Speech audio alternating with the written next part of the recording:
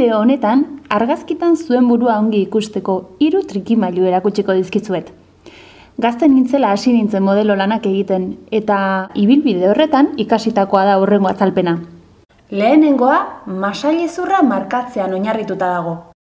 Honetarako, kokotxaren kokaera menderatzen ikasi beharko dugu.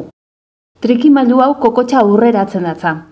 Hau izango litzake pertsona batek normaltasun osoz duen keinua.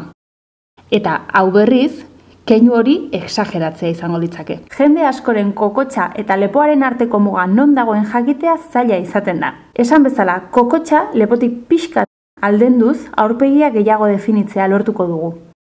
Adi, perfilez ez da baliogarria izango eta. Eta kontuz keinua exageratzearekin.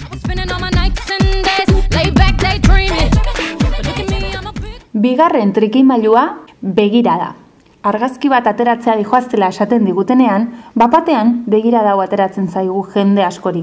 Eta gu, ezkea horrela kaletik paseatzen edo lainoi begira joaten.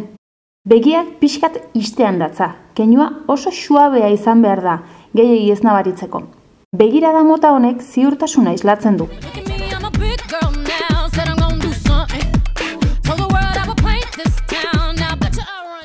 Eta hirugarren eta azkeneko trikimailua, burua biratzen dugunean da.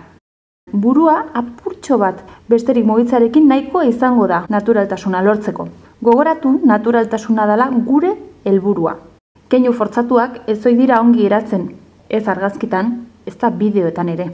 Hasi zuen etxeko ispiluetan 3 trikimailu hauek probatzen eta ikasi zuen burua hobeto ezagutzen.